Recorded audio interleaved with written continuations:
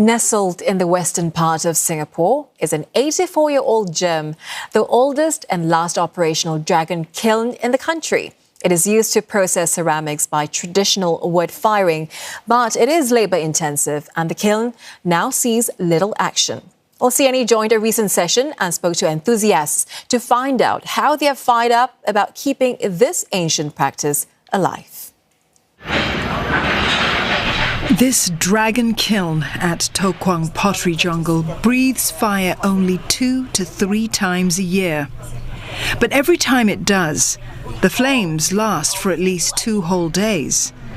That's how long it takes to fire ceramics the traditional way, using wood. Temperatures can reach up to 1,300 degrees Celsius, but they fluctuate. So it takes an entire community working in shifts to guard the process and feed the flames. Different parts of the chamber get different temperature, and then because of the placement of the pieces, you get different effect. The fire move in a very different way. So it's really unpredictable. The dragon kiln gets its namesake from its shape.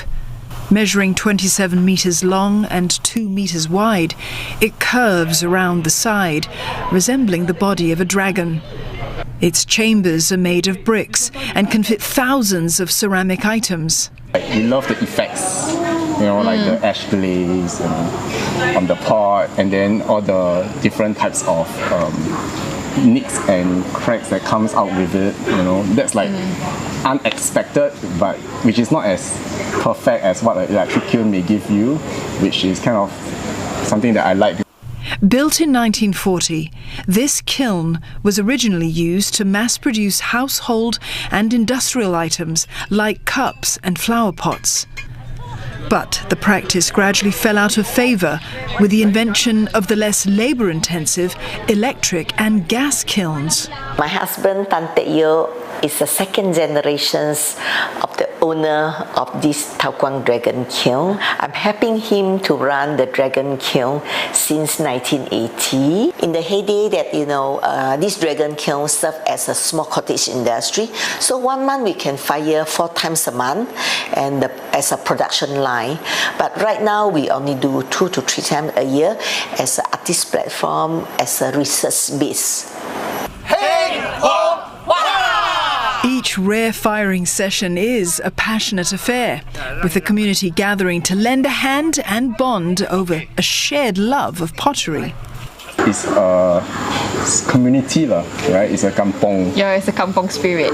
Yeah, and it's very enabling. Yeah. Also that sense of accomplishment. It's like being very involved in that process, or just being able to contribute to that process makes it very satisfying.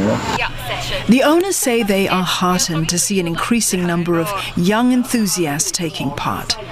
Some have even suggested improvements, like this digital thermometer, to better monitor temperature.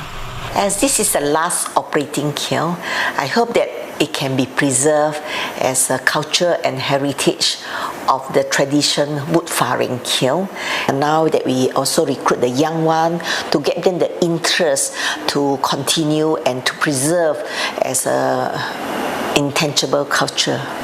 The kiln publicises its firing sessions via social media platforms in hopes more pottery lovers will step forward to keep the flames of tradition alive.